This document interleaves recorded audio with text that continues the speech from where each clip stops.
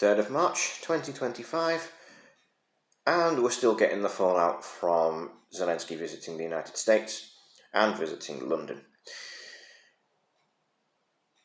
Someone on here, his name is Gobster, have a listen to what he's got to say about this sort of thing, because it's really a big eye-opener. It really is.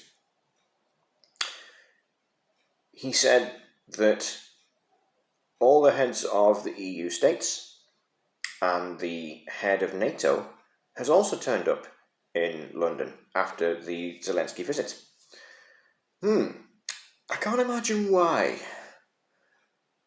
Our esteemed leader, shall we say, is determined to spark a war out there. The Americans aren't interested. To be perfectly honest, neither is the British public. We are fed up with having to fund this war, with having to equip it. It's not our border. I would understand if Ukraine was part of NATO. Then yes, we would be duty bound to defend it. But we're not. It's not a NATO border, it is not our borders. It is simply a country in Europe that is fighting a war against Russia that we shouldn't have to fund, that we shouldn't have to equip, but we're doing so. The Americans, they no longer want to play ball. The average British citizen, like me, like millions of you out there, they don't want to play ball either. And I say, no more. But it's not that easy, is it? Because, well, like I said, Keir Stalin wants to pick a fight. And it seems the only way he can do this is with peacekeeping missions. Yes, you heard correctly. Peacekeeping. They're not peacekeeping at all. Soldiers are not trained to be peacekeepers. The armed forces are not peacekeepers. They're aggressive. They're trained to be aggressive. It doesn't work. Peacekeeping never works. I can think of a couple of incidences in which it hasn't actually worked. The Tonkin Gulf incident, 1964. Okay, I was never there. I was born in 1985. But it was what brought the Americans into Vietnam properly. They'd already been there for a couple of years, being there mainly as advisors and peacekeepers in the Tonkin Gulf incident of 1964, which a lot of people are saying is actually an inside job, that the CIA started that to get the Americans involved properly. All that kicked off. And then the Vietnam War ends in the 1970s. I think 1975, 74, around there. Anyway, 19 or so years later, at the end of the Vietnam War, there's another thing called the Somalia crisis. Now, this originally was a famine that happened. And all the different tribes in the area, there's about 7 of them in Somalia, they were all picking fights with each other. The world stepped in to try and feed the people, which it successfully did to an extent. And then one big warlord called Mohammed Farah Aidid, who is the controller of Somalia's capital, Mogadishu, and the surrounding area, decided he was going to seize all the food for himself and let the people starve. What happens then is that the Americans get involved, as do the Pakistanis, as do the Malaysians, but it didn't work. 3rd of October 1993, and I remember watching this on the evening news. I was only 8 years old, but I still remember watching it. I was just before I went to bed. There was a evening news report about what was going on in Somalia, and I saw everything unfold. Now, yes, we've seen the film Black Hawk Down, but when you see news reports of what's going on out there, no. Black Hawk Down dramatised the events. We saw live what was going on. You know, the BBC, ITV, they couldn't edit this because it was live. That's another time when it doesn't work. Peacekeeping doesn't work. It's either a war or it isn't. You either have war or you have peace. Easiest way to peacekeep? Sign a deal. This is exactly what Zelensky was offered in the United States, but he didn't take it. And the amazing thing is, Trump and Vance, for the last minute or so, they were really cordial with him. But Zelensky just wanted money. He just wanted equipment. We've nothing left to give. Now Keir Stalin is saying that he wants to send British troops to peacekeeping Ukraine.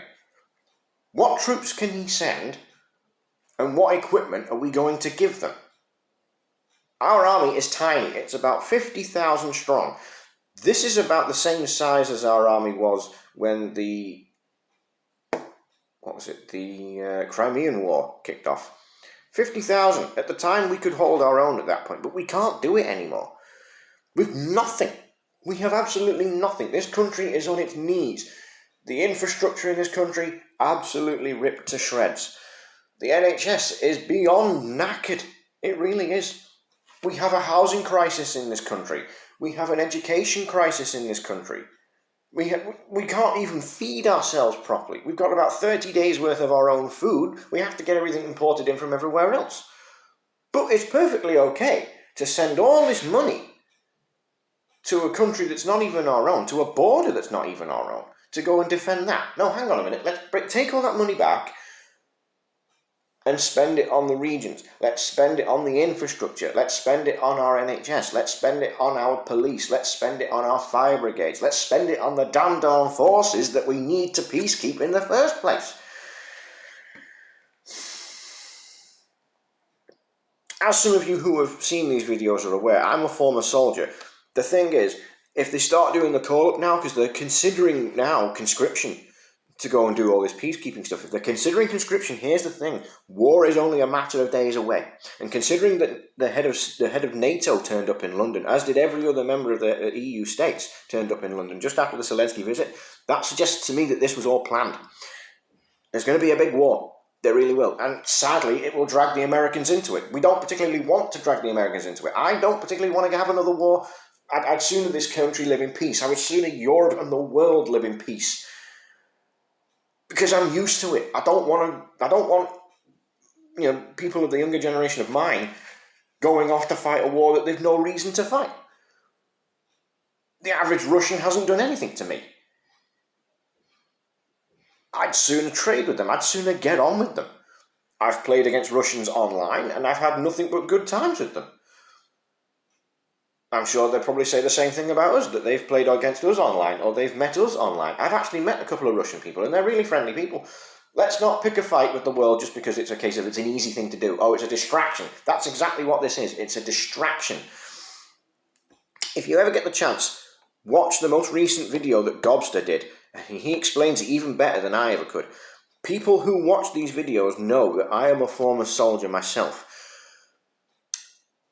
If it comes to a call-up, I guarantee you I am not going. Not because I don't want to go. That's partly the reason I don't want to go. And it's not because I'm a coward either. Don't get that in your head either. This war has nothing to do with me, but also the fact that I'm too old. I am now 40 years old. I turned 40 last month. I went beyond the military cut-off age at the age of 35. So if there ever is another world war, it's a shame that it's going to happen. But when this next world war kicks off, which is probably only going to be in a matter of months,